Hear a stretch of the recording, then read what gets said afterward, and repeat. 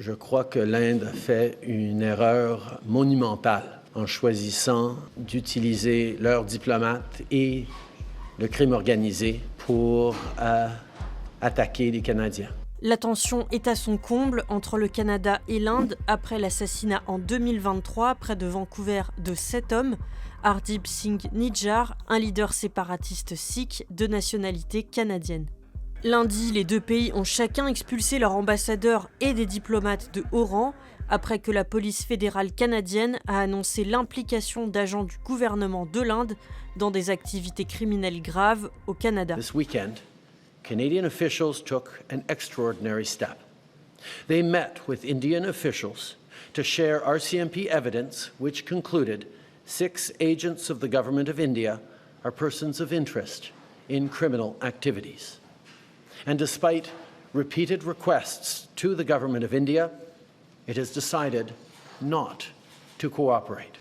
We will never tolerate the involvement of a foreign government threatening and killing Canadian citizens on Canadian soil. Concrètement, 6 diplomates indiens qui travaillent au Canada auraient tiré parti de leur poste pour se livrer à des activités clandestines telles que la collecte de renseignements pour le gouvernement indien, à de l'ingérence dans les processus démocratiques et à des homicides et actes de violence. Selon une source citée par Radio-Canada, ces informations auraient par la suite été utilisées pour menacer, attaquer, voire assassiner des séparatistes sikhs sur le sol canadien via des mandataires. Étant donné le fait que le gouvernement de l'Inde refuse toujours de coopérer, ma collègue, la ministre Joly, n'avait qu'un seul choix. Aujourd'hui, elle a émis un avis d'expulsion pour ces 6 individus. Ils doivent quitter le Canada. Ils ne seront plus en mesure d'agir à titre de diplomate au Canada, ni d'entrer à nouveau au Canada, peu importe la raison. Ces 6 diplomates sont notamment soupçonnés d'être impliqués dans l'assassinat d'Hardeep Singh Nijjar en juin 2023. Ce citoyen canadien militait pour la création d'un État sikh indépendant dans le nord de l'Inde, appelé le Khalistan. Il avait été abattu devant le temple sikh qu'il dirigeait dans la banlieue de Vancouver.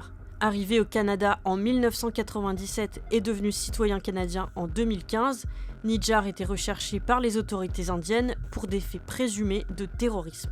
Son assassinat avait soulevé un vent d'indignation dans la communauté sikh au Canada, dans sa région natale du Pendjab, et avait envenimé les relations entre les autorités canadiennes et celles indiennes. À l'époque, l'Inde avait provisoirement restreint les visas pour les Canadiens et obligé le Canada à rapatrier certains de ses diplomates. If there is any country, if you're talking about reputational issues and reputational damage, if there's any country that needs to look at this, I think it is Canada and its growing reputation as a place, as a safe haven for terrorists, for extremists and for organized crime. And I think that's the country that needs to worry about it. Lundi, l'Inde a rapidement réagi aux déclarations du Premier ministre Trudeau en décidant d'expulser le haut-commissaire par intérim d'Ottawa, son adjoint et 4 autres diplomates.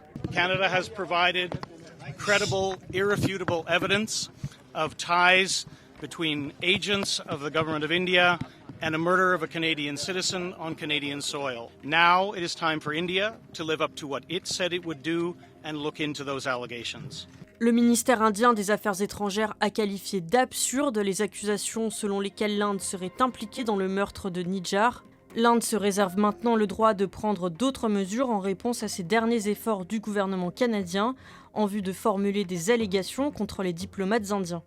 De son côté, le président de l'Organisation mondiale des Sikhs au Canada a lui salué la décision du gouvernement canadien d'expulser les diplomates indiens.